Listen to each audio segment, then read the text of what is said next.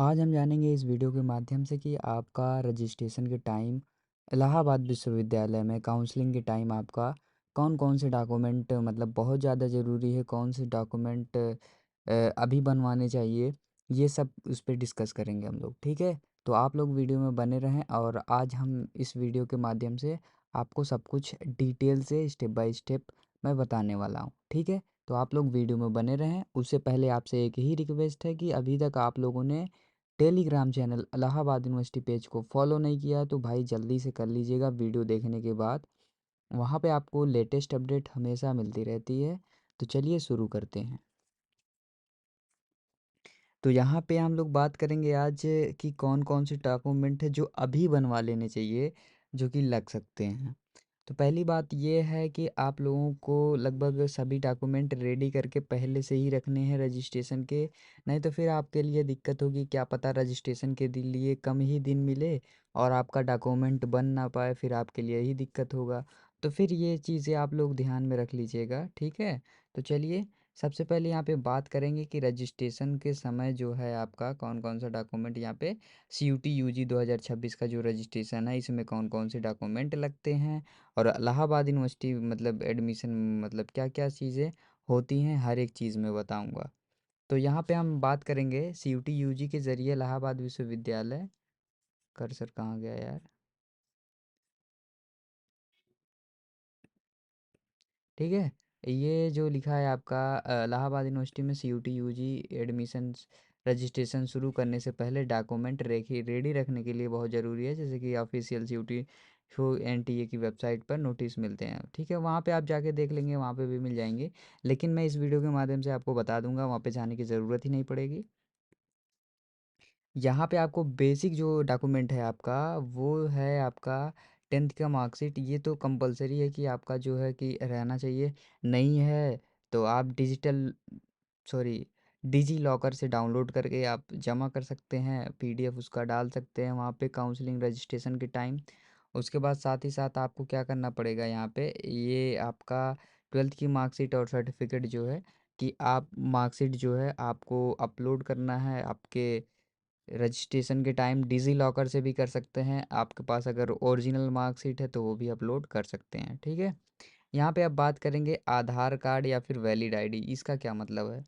देखिए, अगर आपके पास आधार कार्ड है तो आधार कार्ड मैंडेटरी हो गया है कि मतलब ज़रूरी ही ज़रूरी है। तो आप सिर्फ आधार कार्ड ही अपलोड करेंगे, फिर आधार कार्ड ही रहेगा आपके पास तब भी चल जाएगा। अगर आप किसी अदर स्टेट से हैं, आपका आधार कार्ड नहीं बना है, पैन कार्ड वोटर आईडी कुछ भी है, यहाँ पे लगा सकते हैं। और उसके बाद फिर आता है आपका फ़ोटो पासपोर्ट साइज़, ये आपको रेडी करके रखना है। याद रहे, ध्यान रहे कि आप जब भी पासपोर्ट साइज़ फ़ोटो और सिग्नेचर अपलोड करें एकदम क्लीन हो, क्लियर हो, नहीं तो फिर आपके लिए ही दिक्कत होगी, क्योंकि ये जो फ़ोटो सिग्नेचर है आपके 3 साल काम आने वाले हैं, 3 साल आपके मार्कशीट पे रहेंगे। ठीक है, तो ये बात आपको अच्छे से ध्यान में रख लेना है। तो आपको जो है सिग्नेचर वाला जो फ़ोटो है उसको क्लीन मतलब अपलोड करना है, सिग्नेचर भी और फ़ोटो भी। ठीक है, एकदम क्लीन अपलोड करना है। उसके बाद फिर यहाँ पे आता है आपका बेसिक डॉक्यूमेंट में अपार आईडी, जो कि अब मैंडेटरी हो गया है। अगर आप अपार आईडी नहीं लगाएंगे तो फिर दिक्कत जानते हैं क्या होगा। वही है कि आप इस डिपार्टमेंट से उस डिपार्टमेंट में घूमते फिरेंगे, उसके बाद तब जाके आपका काम होगा। तो अपार आईडी बहुत ज़रूरी है। अपार आईडी अपना रेडी करके रखिएगा। अपार आईडी कैसे बनाते हैं उसकी वीडियो मैं बना दिया हूँ यूट्यूब चैनल पे, ताकि देख सकते हैं सीयूटी लर्निफाई चैनल पे। उसके बाद फिर आपका कैरेक्टर सर्टिफिकेट यानी क्लास 12 के बाद जो बनता है आप अपने कॉलेज से बनवा सकते हैं। मान लीजिए अगर आपके यहाँ कैरेक्टर सर्टिफिकेट नहीं चलता है, माइग्रेशन सर्टिफिकेट बनवा लीजिएगा। ठीक है, माइग्रेशन सर्टिफिकेट बनवाने के साथ साथ आपको करना होगा आपका ट्रांसफ़र सर्टिफिकेट। ट्रांसफ़र सर्टिफिकेट भी आपको मिल जाएगा वहाँ कॉलेज आपके स्कूल से। ये ट्रांसफ़र सर्टिफिकेट आपको लाके यहाँ पे जमा करना होगा, कब, जब डॉक्यूमेंट वेरिफिकेशन होगा तब। ठीक है, ये माइग्रेशन सर्टिफिकेट और ट्रांसफ़र सर्टिफिकेट जो है ये डॉक्यूमेंट वेरिफिकेशन के टाइम जमा होगा, बाकी रजिस्ट्रेशन के टाइम नहीं लगेगा ये। ठीक, उसके बाद फिर यहाँ पे आता है कैटेगरी वाले स्टूडेंट। तो यहाँ पे ये बात उन लोगों को ध्यान में रखनी है, जैसे कि यहाँ पे बात करें जो ओबीसी कैटेगरी में आते हैं, जो मध्य कैटेगरी में, जैसे अल्पसंख्यक सॉरी वो आते हैं पिछड़े वर्ग में, तो वो अपना ओबीसी का सर्टिफिकेट लगाएंगे। अगर यूपी से हैं तो स्टेट का लगा सकते हैं, लेकिन मैं यही रिकमेंड करूँगा कि आप चाहे यूपी से रहें चाहे अदर स्टेट से रहें, आप सेंट्रल का कास्ट सर्टिफिकेट लगाएं। केंद्रीय स्तर का लगाएंगे तो फिर आपके लिए कोई भी दिक्कत नहीं होगी। बाकी अगर आप यूपी से हैं तो स्टेट का भी लगा सकते हैं।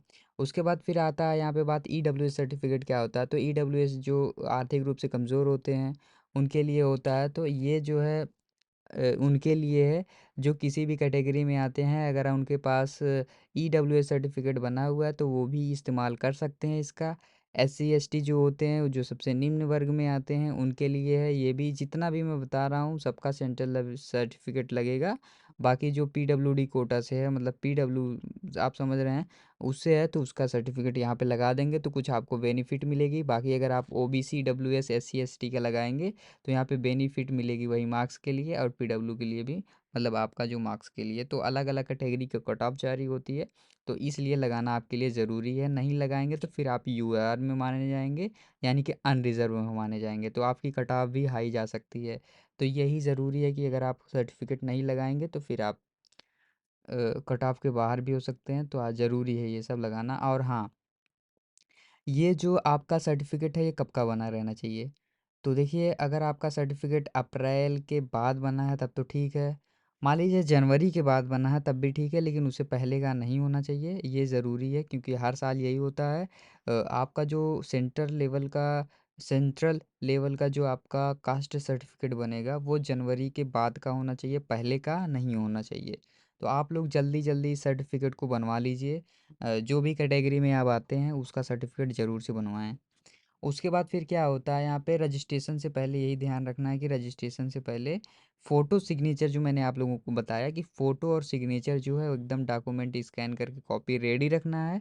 वो उसके साथ साथ वो जो नेम डीओबी जो भी डॉक्यूमेंट है आपका, सभी चीज़ों से मैच होना चाहिए। ठीक है। अगर मैच नहीं होता है तो उसके लिए आप वहाँ पे बता सकते हैं, लेकिन ज़रूरी है कि सभी चीज़ों डेट ऑफ बर्थ वगैरह डॉक्यूमेंट से मैच होना चाहिए। इसके बाद फिर क्या है यहाँ पे, कोटा की बात करें तो यहाँ पे कोटा जो है सिर्फ दो ही है। देखिए, ये जो उर्दू कोटा होता है ये बीए वालों स्टूडेंट के लिए होता है। जैसे अगर आपको बीए उर्दू से करना है, या फिर आपने सीयूटी में बहुत ही ज़्यादा कम मार्क्स पाए हैं, ज़ीरो मार्क्स पाए हैं, तब भी आपका एडमिशन होता है। इसका प्रोसेस ये होता है कि आपको इसका ऑफलाइन जाके फॉर्म लेना पड़ता है। डिपार्टमेंट उर्दू डिपार्टमेंट में जाके, अगर आपने यूपी बोर्ड में या फिर किसी और बोर्ड से अगर उसमें उर्दू आपने किया है, ठीक है, तो उसके साथ साथ उर्दू का सर्टिफिकेट मिलता है। तो वही चीज़ें जो है आपको जाना है जब आपने एडमिशन लेने आएंगे तो फिर इलाहाबाद यूनिवर्सिटी के उर्दू डिपार्टमेंट में जाके आपको एक फ़ॉर्म लेना पड़ेगा। उस फॉर्म में जो भी डिटेल्स रहेगा उसको भरना पड़ेगा। उसमें डिटेल्स यही रहता है कि आपका योग्यता क्या है। उसके बाद फिर आपका उर्दू सर्टिफिकेट मांगा जाएगा, उसमें आपका टीसी वगैरह जो भी है ये सब मांगे जाएंगे। वो तब जाके आपका वहाँ पे सिलेक्शन होता है। यानी कि अगर आपके पास उर्दू का, जैसे अगर आप अगर आप मौलवी या मुंशी से 10th 12th किए हैं तब भी आपका हो जाएगा। इसके बाद फिर आपका आता है फिज़िकल हैंडीकैप, ये क्या होता है। तो आप लोगों को पता होगा फिज़िकल हैंडीकैप के बारे में। तो इसमें भी पीएच कोटा में भी छूट मिलती है। इसमें भी एडमिशन, इसका भी सीट जो है वो अलग से है। तो ये दो चीज़ यहाँ पे कोटा है। बाकी यहाँ पे ना तो कोई पेड सीट है और ना कि कोई ऐसी सीटें हैं जो स्पोर्ट राउंड ये सब यहाँ पे नहीं आता है। जो होता है सिंपल होता है। तो ये बात है। उसके बाद फिर क्या है, यहाँ पे बात ये है कि अगर आप हमारा टेलीग्राम ज्वाइन करना चाहेंगे तो कर सकते हैं, ज़बरदस्ती नहीं है। लेकिन हाँ, अगर आप कर लेंगे तो फ़ायदा आपके लिए भी होने वाला है। यहाँ पे आपको मिलेगी इलाहाबाद विश्वविद्यालय की हर एक छोटी बड़ी अपडेट सबसे पहले पाने के लिए हमारे टेलीग्राम चैनल को जुड़ सकते हैं। यहाँ पे आपको एडमिशन से अपडेट मिलेगी, कट ऑफ से, काउंसलिंग के रिजल्ट से, नोटिस से स्टडी मटेरियल, हर एक चीज़ मिलेगा। मेन बात यहाँ पे स्टडी मटेरियल भी आपको प्रोवाइड कर दिया जाता है। तो फिर आप इसको ज्वाइन कर सकते हैं, सबसे पहले अपडेट पाने के लिए हमें ज्वाइन कर सकते हैं। तो इस वीडियो के माध्यम से यही बताना था आपको। उम्मीद करता हूँ कि समझ में आ गया होगा। अगर कुछ भी डाउट है तो आप लोग कमेंट कर सकते हैं, और हाँ, टेलीग्राम चैनल ज़रूर से ज्वाइन करेंगे। Thank you.